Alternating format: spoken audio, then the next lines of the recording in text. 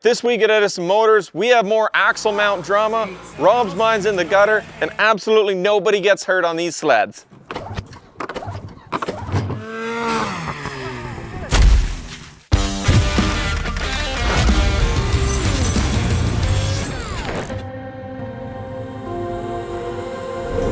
At Edison Motors, we believe progress comes from testing limits, even the snowy ones. Some limits we were still getting acquainted with. Gravity, for example.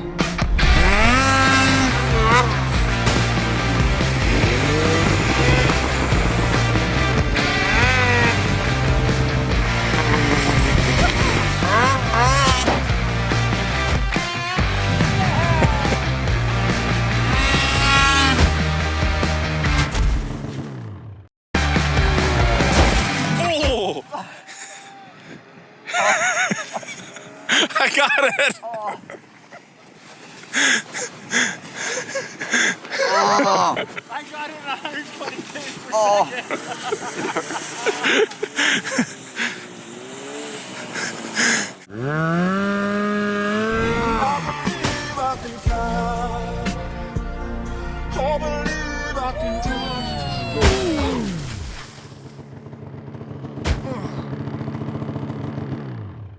Aldo, how was your first 3 minutes on the sled?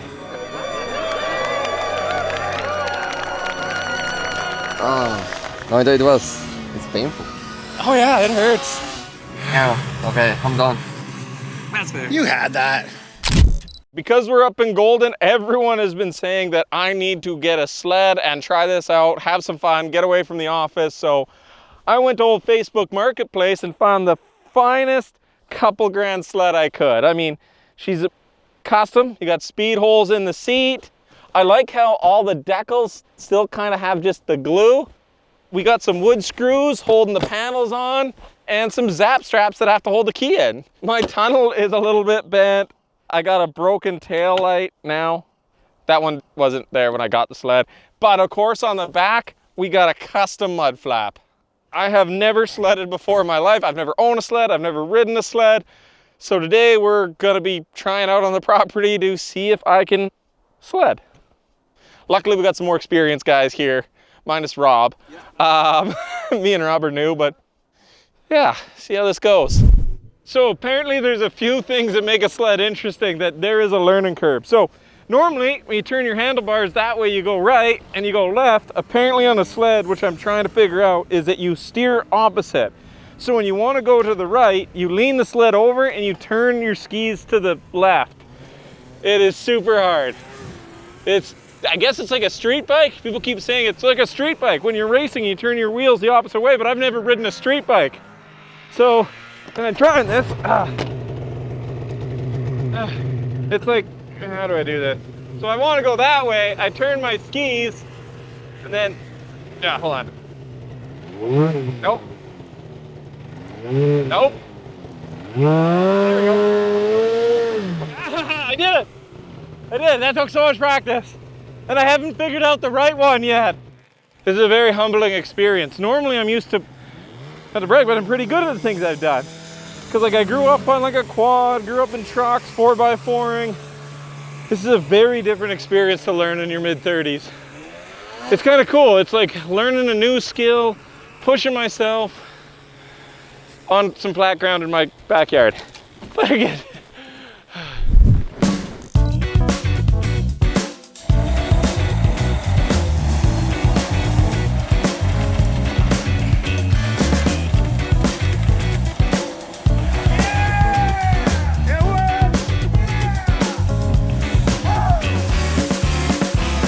today is another exciting day, really exciting day on the shop progress. As you can see behind me, we are pouring concrete today. Specifically, we are doing the drain vents. This is basically, we put one of these drain vents at every single door, so when you open the door and bring a truck in or out, the snow and rain just doesn't pile on the floor. Like you need drains for a shop, so that's what we're doing today. And in other big news, let's go check out the side of the building because that's the other exciting update. As you can see behind me, they are putting on the last of the insulation and the siding for the sides of the building. Only thing they got left to do is just the end caps, then it's garage doors, then it's some electrical and that, and then it's concrete floor and toolbox. But this is just a cool thing. It's like, it's so nice to be able to step back, have a look at the building and see. And I have been told by some fans that this shop is very, very blue and very visible from the highway though, apparently. I like it. It's as close to Edison Blue as I could possibly get it. And if you guys remember, Edison Blue has the hex code 042069. That is our company colors. Okay, one of the cool things about having this truck in here is that you really get a sense for how big this building actually is. Videos never do this justice. This building is bigger than it always looks on camera. Believe it or not, we are going to be able to fit 12 of these trucks in here at the same time. So our production line, we're gonna have 12 of these, and judging by that, we got enough room. Today at Edison, we are pouring some in-floor door drains. So what's happening here is, this is our void block out form. So what we do is we pour the concrete around this and remove this afterwards.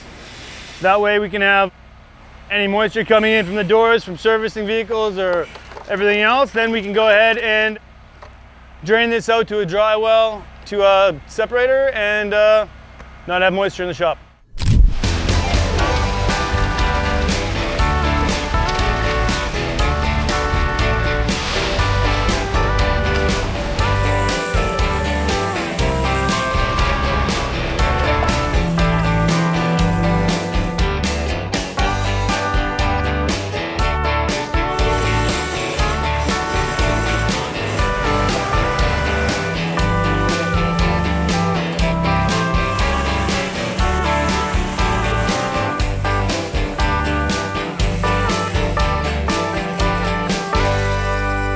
So we just finished placing the concrete. We're gonna do some finishing now.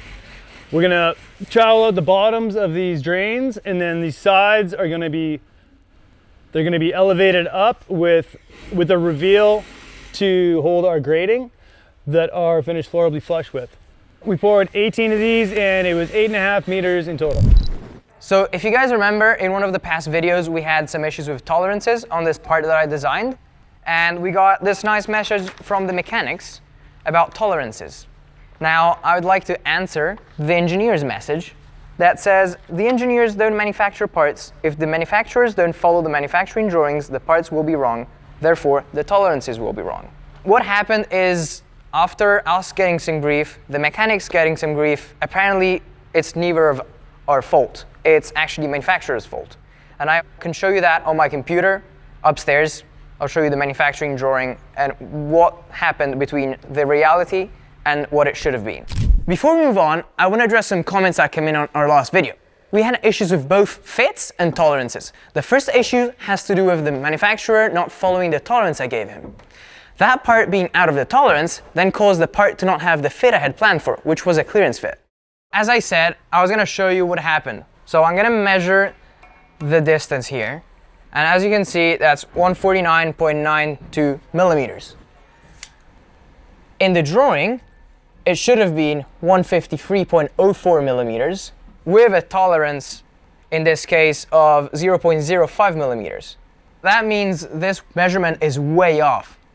And that's why this wouldn't line up. The whole point of the manufacturing drawing is that now we can tell the manufacturer your part is not up to the standards that we asked for. Therefore, we were able to get new parts. This time we welded them together to make sure that this issue wouldn't happen again.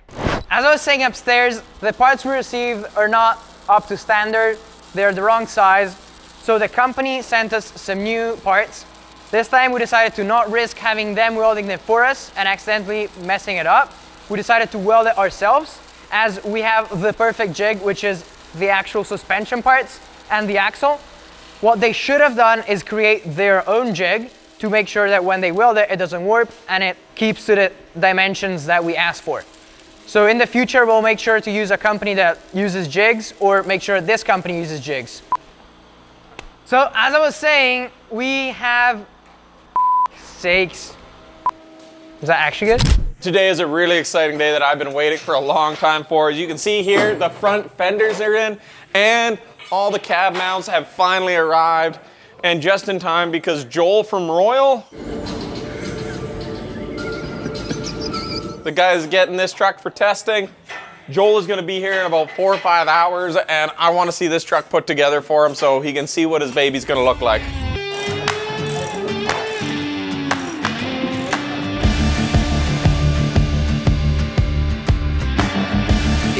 Hotter than a blacktop in July, sweating like a sinner in a church, and I just wanna get out with my crew tonight and shoot at the lights. Well, this is exciting. We are now putting the cab onto the chassis finally. So we got the cab mounts in there, got them welded on, now we just gotta drop it on. Should bolt right up. Inside my truck, no, we don't give up. The best part about welding is looking at the bright lights. Holler till we're dead. We're down to turn up. We're up to get down. Saying, hey, y'all, howdy. Let's get rowdy tonight. These are all aligned. Just a placeholder. Lines up. Fenders on.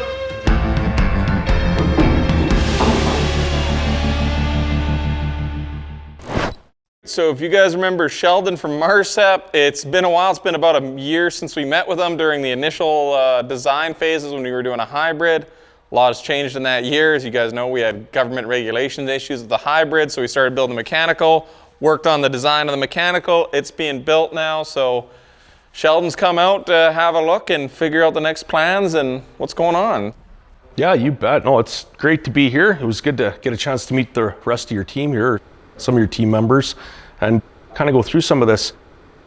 The great thing is you have an engineering team, we have an engineering team, so we've actually been working a lot together, you know, with our modeling and sending stuff back and forth, but this is a chance to get eyes on this and kind of see where we're at with stuff and plan the next step, I guess. Yeah, so basically the next step, what we figured is we got a lot to do in a little short time.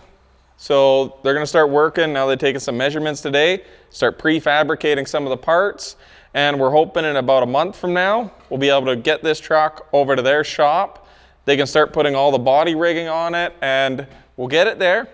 We'll start putting the rigging on it, then things like the sleeper, the cab, the hood, the fenders, all of that stuff is gonna be going to LF Truck Center. So we're gonna get it to your shop, then take all the body work off, take everything off. We're gonna send that off. It's gonna get professionally painted. And then once you've done your rigging, then we'll just reassemble everything and start hooking it up. Yeah, that's the plan. I think there's a few steps in there, and you know, we're just anxious to get after it at this point. We have all the information we need to get started now, so we won't be wasting too much time with that.